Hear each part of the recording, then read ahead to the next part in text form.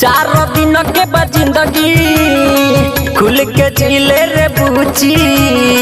बीत जाई तोरा उमरिया तब केहू न पूछी रे बूची सुन रे। चारों दिन के बाद जिंदगी खुल के जिले रे बूची बीत जाई तोरा उमरिया तब केहू न पूछी पूरा खत्म हो जाई उमर गे छौरी हिमाचा ले हमरा संग ना तो थली जवानी में जंग गे छौरी हिमाचा ले हमरा संग ना तो थली जवानी में जंग गे छौरी हिमाचा ले हमरा संग ना तो थली जवानी में जंग। सहर्ष रिकॉर्डिंग स्टूडियो भूतही चौक सीतामढ़ी। म्यूजिक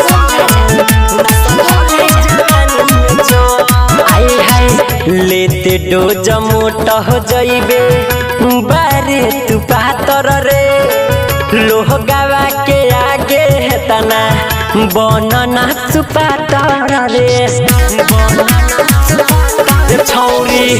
लेते डोज मोट हो जाइबे बारे तू पातर रे लोह गावा के आगे तना बनना सुपातर रे लेवे देवे के सिखा दे बढ़म गे बुचिया माजा ले हमारा संग ना तो थली जवानी में जंग गे छौरी माजा ले हमारा संग ना तो थली जवानी में जंग गे छौरी माजा ले हमारा संग ना तो थली जवानी में जंग गे छौरी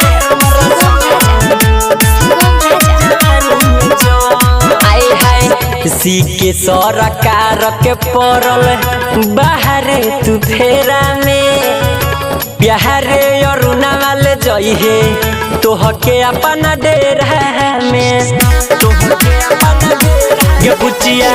मुना मारो सोल के पड़ल बाहरे तू फेरा में प्रेमी नितेशल जई है तोह के अपना डेरा में सोनू करी न तोहरा के